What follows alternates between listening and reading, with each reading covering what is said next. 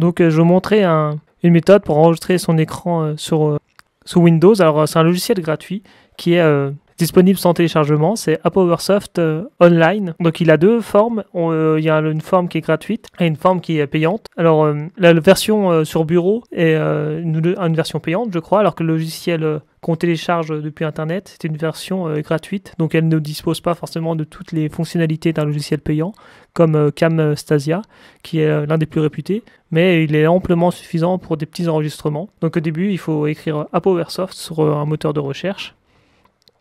Donc aller sur enregistreur d'écran gratuit, puis soit télécharger un petit lanceur, une petite application qui va se lancer, ou soit enregistrer. Donc j'ouvre ApowerSoft, moi je l'ai déjà téléchargé normalement.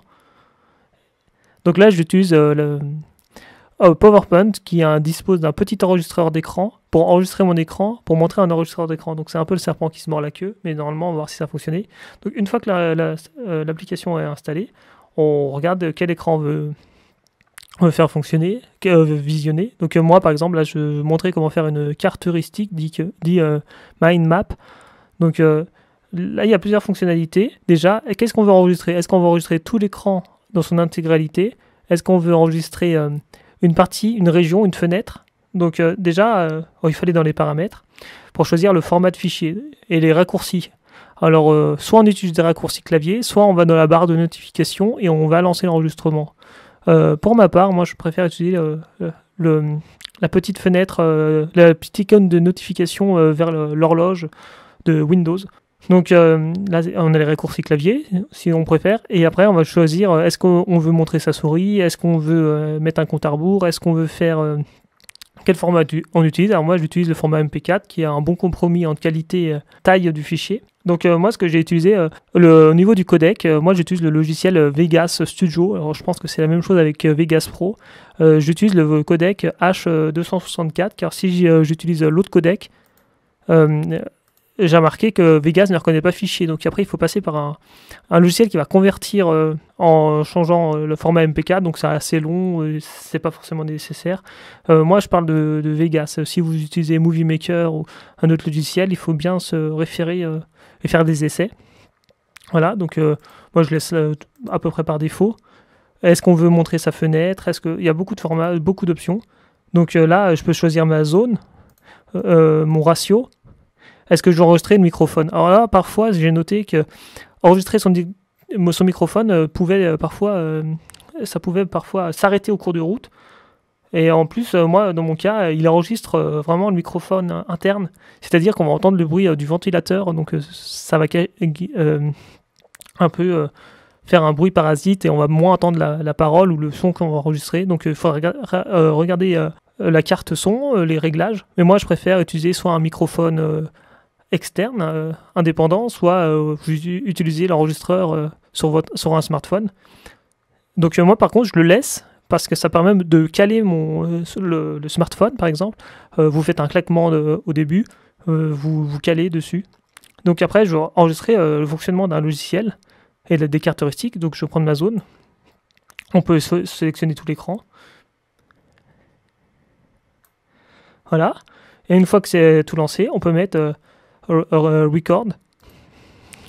Donc il va me dire êtes-vous prêt, il va me rappeler les raccourcis clavier et là il va me lancer un compte à rebours. Alors là normalement j'entends un petit bruit, il enregistre mon écran et dans la barre de notification on peut voir la petite caméra qui clignote. Donc là tout s'enregistre et une fois que j'ai fini l'enregistrement, je vais dans la barre de notification où je vais dans la barre mon raccourci clavier, je dis arrêter l'enregistrement.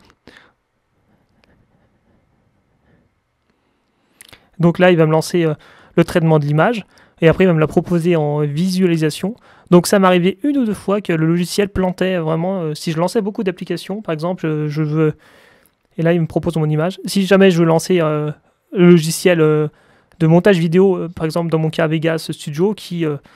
dans mon cas, j'utilise un ordinateur qui est un peu juste en puissance, que tout sature, le processeur, l'utilisation de la mémoire, de la RAM, et que cela fasse planter le logiciel. Mais c'est relativement rare et surtout sur des ordinateurs qui sont un peu justes et des vidéos assez longues. Mais moi, le problème qui m'arrive, je vous dis, c'est que des fois, l'enregistrement audio se coupe en partie. C'est pour ça qu'il faut mieux utiliser un enregistrement externe si on veut enregistrer une voix. Et après, on peut le fermer et si on veut réutiliser, on va sur Google Chrome ou Firefox ou Microsoft Edge.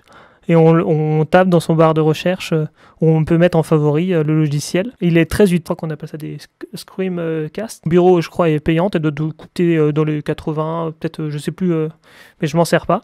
Moi, cette version est suffisante. Quand je cherchais des enregistreurs d'écran, la plupart des gens proposent Camtasia, qui est un logiciel extrêmement cher, utilisation professionnelle, avec énormément de fonctionnalités. C'est bien si vraiment on veut faire un usage intensif, ou une utilisation professionnelle en utilisant toutes les fonctions. Bon nombre de personnes utilisent des logiciels professionnels en utilisant à peine 10% des fonctionnalités. Et c'est ça le but d'un logiciel professionnel, c'est d'avoir des fonctions intéressantes.